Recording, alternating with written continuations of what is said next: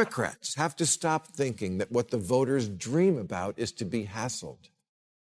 If you buy a shed at Costco, it comes with this warning. Warning, this product can expose you to wood dust. Wood dust. No kidding, which is known to the state of California to cause cancer. That's right, California thinks you're going to snort your shed.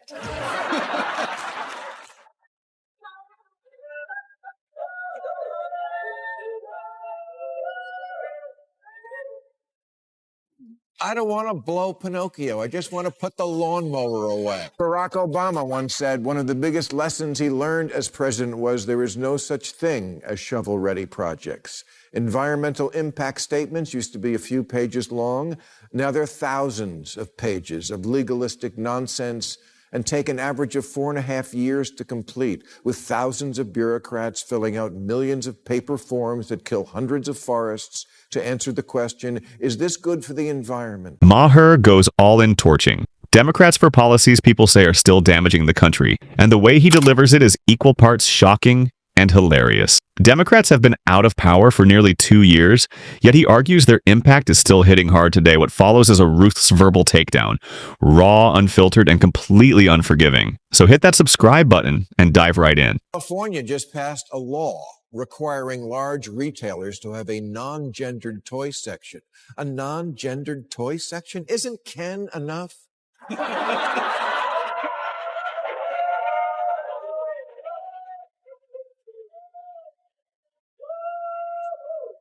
We need a law for that?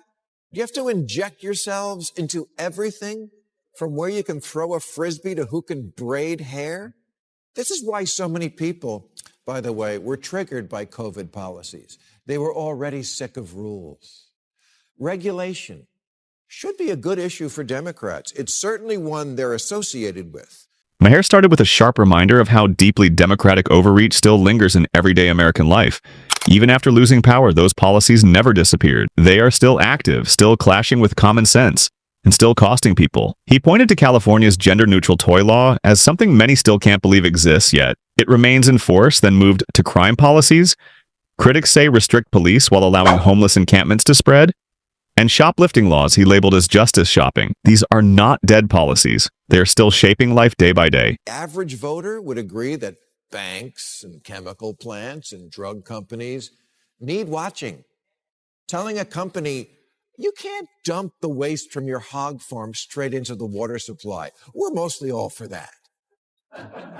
But Democrats have become a parody of themselves, just making rules to make rules because it makes you feel like you're a better person. Making sure that everything bad never happens again, which you can never fully do. It just makes everyone else's life a drag.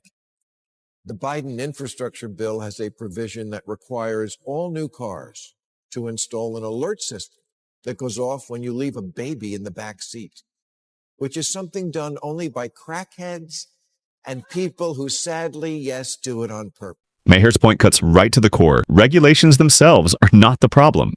Nobody is against rules that actually make life safer or better. Seatbelt laws save lives. Food standards protect families, and environmental rules keep air and water clean. That kind of governance works, but critics say Democrats crossed the line, shifting from solving real problems to chasing virtue signaling, turning policy into self-praise and legislation into a show of moral superiority. And now ordinary Americans are still dealing with the cost of that shift today. Every one of us winds up bearing the cost for cars to install this alarm. You know who's going to ignore it? Crackheads and people who do it on purpose.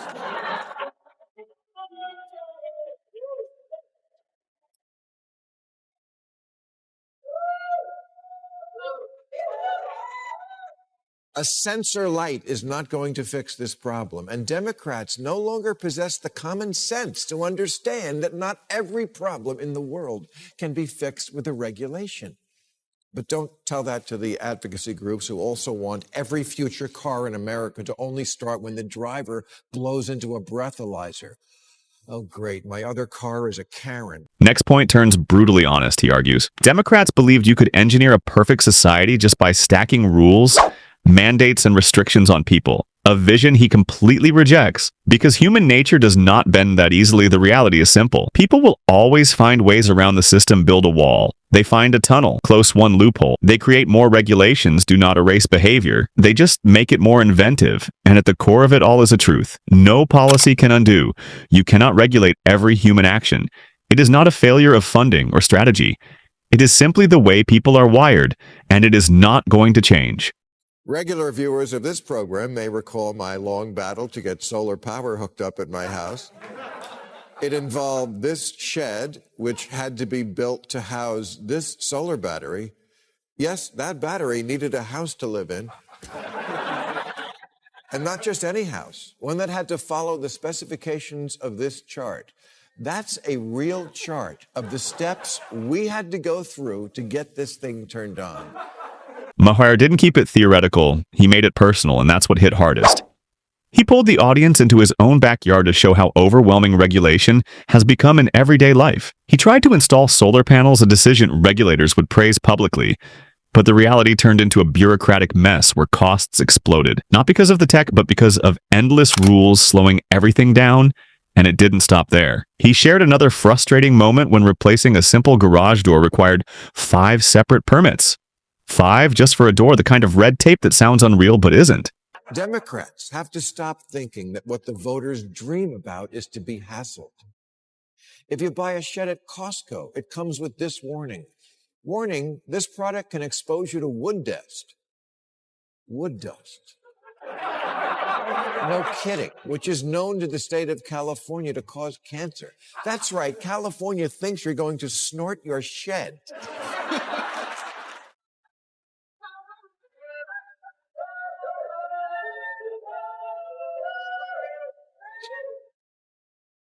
I don't want to blow Pinocchio. I just want to put the lawnmower away. Maher then zeroed in on an example so absurd it borders on comedy, but perfectly captures the mindset behind overregulation in California. This is where frustration turns into outright farce. He pointed to warnings on wooden sheds about wood dust and cancer, which on the surface sound responsible until you look closer, because the actual risk requires years of heavy industrial exposure, not a weekend backyard project. Yet instead of context, people get blanket warnings slapped on everyday items, turning what should be protection into paranoia. And Maher makes it clear he is no longer buying into it. Barack Obama once said one of the biggest lessons he learned as president was there is no such thing as shovel-ready projects. Environmental impact statements used to be a few pages long.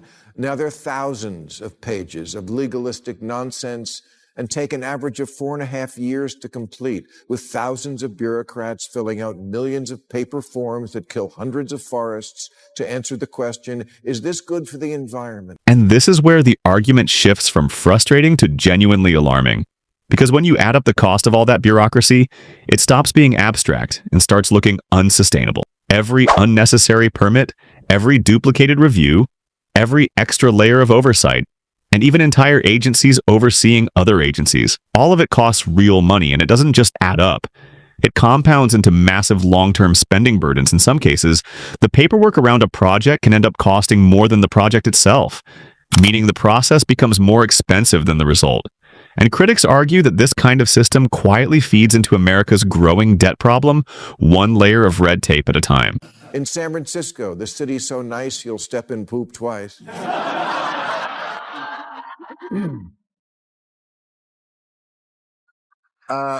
There's an area where homeless people were urinating and defecating, and it was starting to annoy the people breaking into cars. So the city tried to build a public toilet last year, but then gave up when the cost hit $1.7 million. Not $1.7 million for a public toilet system, $1.7 million for one toilet. And then Maher drops the example that really lands like a punch in the gut. San Francisco spending $1.7 million on a single public toilet. One toilet, not a facility, not a complex, just a standalone unit that should cost a tiny fraction of that amount. And that's where the irony hits hardest, because the system is always justified as protection against corruption, better oversight, stricter approval processes, safeguards for public money. But in reality, critics argue it often produces the opposite effect. Instead of eliminating waste, it multiplies it. Instead of blocking abuse, it creates more layers where money can disappear. and more steps where accountability gets blurred, and the end result is a system so bloated that even simple public projects become expensive and inefficient in ways that feel almost impossible to justify. And this wasn't some magic toilet that catches your phone when you drop. So then a private company took pity on San Francisco and offered to build them their toilet for free. But after, quote, project management, construction management, architecture and engineering fees, permits, civic design review, surveys, contract preparation, and cost estimation, the free toilet was still going to cost almost $1 million. You know, if you tack on fees like that, you're not a city, you're an airline. And this is where the issue turns from political debate into real-life consequences for Californians. Critics point to the high-speed rail project as a symbol of failure, billions spent yet still unfinished, trapped in delays and bureaucracy. They also highlight the wildfire crisis, where slow approvals and heavy red tape can delay prevention efforts, meaning by the time action is taken, the damage is often already done, turning inefficiency into something with serious real-world impact. It feels like San Francisco is actually proud of being impossible. Asked about the toilet, a spokesman for the Department of Public Works said, "We are a city of public input." Okay, but I'm stepping in public output.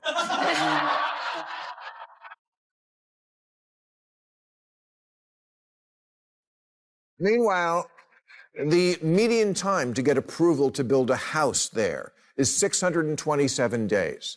That's 217 days longer than it took to build the Empire State Building. You need 87 permits, 15 from the Planning Commission, 26 from the Public Utilities Commission and the Fire Department, 19 from building inspectors, 17 from the Public Works, 10 related to public spaces, and 1 from a guy in a T-shirt that says Federal Boob Inspector. And that, in a nutshell, is Bill Maher's sharp critique of democratic governance.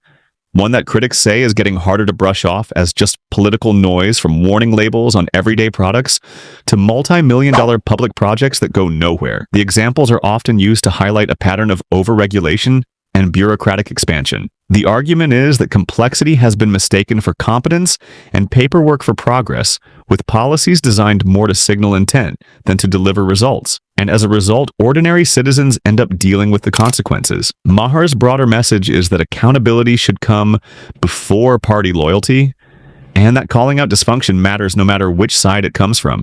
And with that, the discussion wraps up. That's the real debate happening right now. And it's far from over. This is Debate Storm. Thank you for watching. If you enjoyed this breakdown, make sure you subscribe, drop a like, and share your thoughts in the comments, because your opinion is part of this conversation. Stay sharp, stay questioning, and I'll see you in the next one.